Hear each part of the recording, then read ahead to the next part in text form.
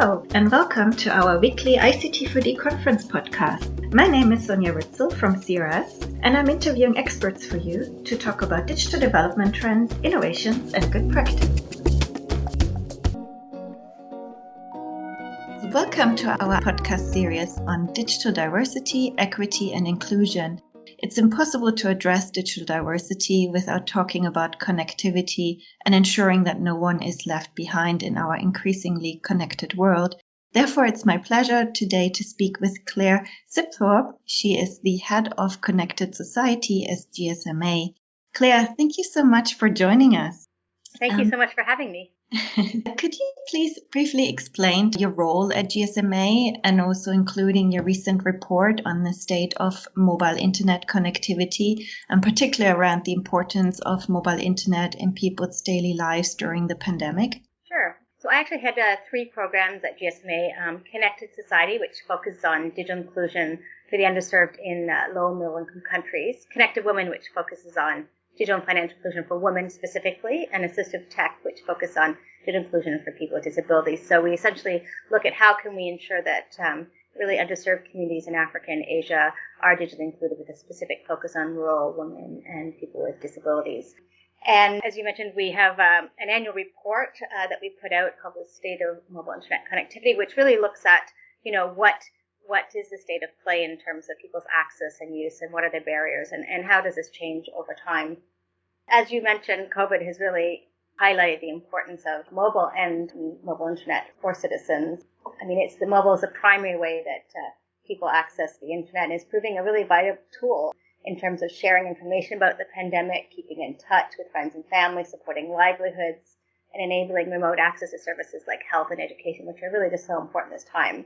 I mean, even outside of the pandemic, we've done a lot of research, as highlighted in the report, that shows that mobile ownership, it helps make people feel safer, and they can access important information and services that they wouldn't otherwise have access to.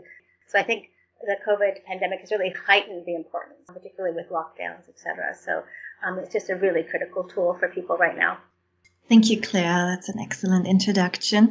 We're obviously addressing digital diversity and inclusion. So my big question is, who is left behind? What are the gaps in the coverage? So we look at it from two perspectives. So we look at, the coverage of mobile broadband and to see, where we're at. And that's a very positive story. Those living outside of areas covered by mobile broadband networks continues to narrow, and it's just at under 600 million people, as our report highlights. So that's a positive story. Obviously, there's still people left behind, but that gap is reducing. But I think even more importantly, there's a usage gap, which is much bigger. So those are people who live within covered areas but are not able to or use the internet. And there's approximately 3.4 billion people who live in areas covered that don't use it. So this usage gap is 6 times bigger than the coverage gap, which I think is really important to mention, that there's, other than coverage, there's these really important big barriers that are stopping people from getting this benefit. And you asked about who's not connected, so they're disproportionately poor, less educated, rural, female, and persons with disabilities. So, for example, people living in rural areas in low and middle income countries are 37% less likely to use mobile internet than those in urban areas. People with disabilities are less likely to own a phone and use the internet. And hot off the press, we just shared at International Women's Day this year the latest numbers in terms of gender. And women in low and middle income countries are 15% less likely than men to use the internet. So again, that gender gap persists, and we also will be publishing a report at Mobile World Congress in Barcelona this year with more detailed data on the gender side, up-to-date data that we've collected during the pandemic. Thank you, Claire, and thank you for really highlighting the difference of that coverage gap and the usage gap. I think that's very important and maybe not as commonly known. Now, why are they being left behind? What are the main barriers? Sure, so if we take each on its own, so the coverage gap, as I say, it continues to narrow, but, the challenges really remain in reaching kind of rural and remote areas. And this is typically an economic challenge. Uncovered communities are predominantly in rural areas where deploying infrastructure can be twice as expensive and revenues 10 times lower than in urban areas. So that's sort of one of the main challenge on the coverage side. But as I mentioned, the usage gap is 6 times as bigger. So it's really important that we address this. And We've done extensive research. We do nationally representative surveys across a range of countries to really understand what are the barriers. And what we find is affordability is a key barrier, particularly handset costs. So while, again, internet-enabled phones and mobile data are becoming more affordable, it's still the biggest barrier to owning a phone, and the second biggest barrier, once you are a mobile user and aware of the internet, to sort of using the internet. So that's a really important challenge. And then the second one I want to highlight perhaps is knowledge and skills. So even among phone owners who are aware of the internet, this is the biggest barrier to them using the internet in low and middle income countries. But again, we've seen lots of changes. It's positive to note that awareness of mobile internet is growing, and mobile users are increasingly seeing the internet as relevant to their lives and are using a wider range of products and services. And there's a few other, maybe mention a couple other sort of challenges that are worth noting. So safety and security is a concern. We've seen that emerging as a barrier in more recent years. So this looks at things like harassment and privacy and a range of other. And for women, especially in certain contexts, social norms and some of the disparities that they face can be a real challenge as well. Thank you. So I guess the main question here is also what needs to be done. So what is needed to bridge the gap and move the dial forwards to a true digital inclusion? What are your thoughts or what are your findings? Yeah, so in terms of, again, looking at each issue in turn, coverage, this I think requires proactive, targeted policies which support infrastructure investment and enable innovation. Things that make, for example, spectrum more accessible and affordable, and things like infrastructure sharing, things that can really help push the boundary there as far as we can. And then in terms of the usage gap, strategies to address those barriers really need to be grounded in a kind of understanding of the local context. So big believer in really having more data on these issues and understanding the challenges, because in our research, again, we see that the relative importance of the different barriers vary depending on country, context, and the particular group that you're trying to target. So really making sure that what we do is grounded in that understanding of the issues. And they also need to, as I mentioned when I talked about women, they need to factor in some of those structural issues underpinning these disparities. So things like inequalities in terms of income and education and restrictive social norms, those need to be considered as well. But I would say that to kind of get those people using, it's a collective effort. It can't be done by any one stakeholder, but we definitely need to look at how we can improve the affordability of internet-enabled phones, if it's reducing the cost of them, but also looking at financing mechanisms to better allow people to get them. How do we improve levels of digital skills and literacy? Literacy is also an important barrier. How can we create vibrant local digital ecosystems so that we can have relevant content and services that encourage people to go online and take advantage of all the benefits? But I would say that it does need targeted action, certainly. We've been working on, for example, the gender gap for about 10 years, the mobile gender gap. And what's clear to us in our work is that it's not going to close on its own. It really does need focused, targeted efforts. But when you do take those efforts, it does make a big difference.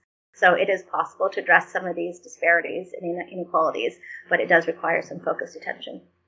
Thank you. So you said that there's a collective effort, and I'm wondering, especially since we do have a broad audience for the ICT4D Conference podcast, maybe you could help me phrase a call to action. So what should the different actors, or maybe specifically the nonprofit organizations, do to assist this goal? Sure. I always say that there's sort of four main things that we all need to do. One is we need to have a focus on this issue. So I would think, for example, in your nonprofit, thinking about how digital and mobile can be embedded in programs and thinking about specific groups that might be left behind. So if you're looking at doing digital services, think about, how are you potentially impacting access and use by women or people with disabilities? Is what you're doing going to exclude them? What could you do to help sure they're included? So having a real focus on this issue and the potential groups that are may miss out. And those people who are currently missing out are the ones who actually would benefit most from access to these technologies, because they have less access to many services as well in general. So having that explicit focus, I think, is really important. I mentioned also sort of understanding the data and the issue. We really need to kind of understand what's happening in the particular local context of what these organizations are working in, so they have an understanding of where they need to focus their efforts and do work. There's a lot of data out there. There's a lot of more data we need. Although I don't think lack of data should stop us from taking action, but I think, the more we can do to understand and collect and have information on this, the better. I think tackling the barriers, we've identified 5 key barriers that need to be thought about: affordability, access and accessibility, digital literacy and skills, relevant content and services, safety and security. So really looking at what are the barriers some of these groups might have. If you're looking at doing mobile or digital services that reach these groups, thinking about the different barriers, thinking about how they might play out and how you can address them.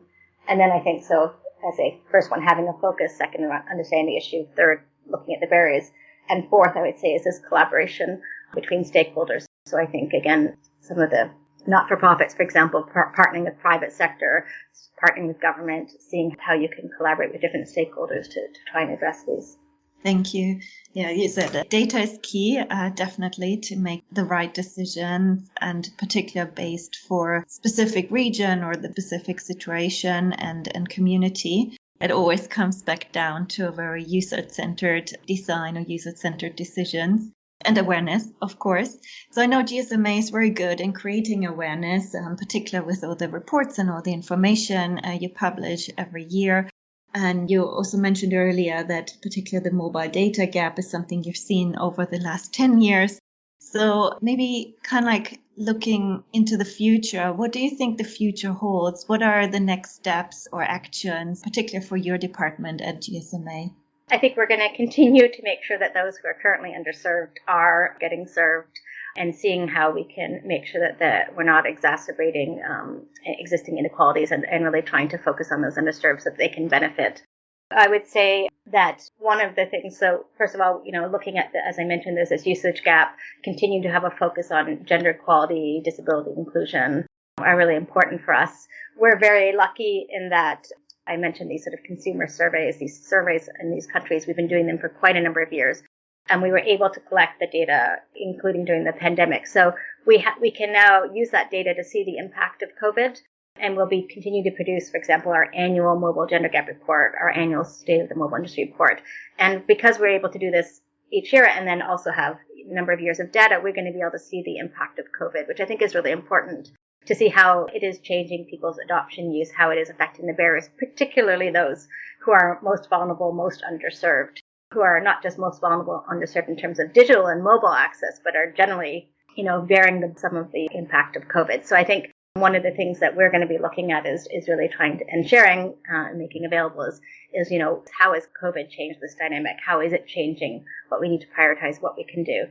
So constantly continuing to share our insights around, how we can address what models work, what models don't.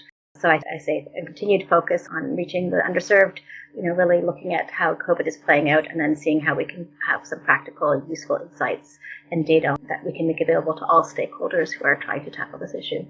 Thank you, Claire. Looks like you really have your work cut out for you. And there's a lot for us to read and understand. And I think we all have an idea that obviously COVID has an impact on extending the digital divide. But yeah, really looking at the data and being clear on what is happening will help us as a sector and globally to take actions. Thank you so much. I'm already at the end of my questions. Is there anything you wanted to add? I just encourage anybody who wants to talk to us about these issues, wants to learn a bit more. We're more than happy to be in touch and happy to share the resources and data we have. Thank you, Claire. And we will add the link in the podcast description as well. More information about our upcoming podcasts or webinars are on our website, ict4dconference.org. I hope you will join us again next week.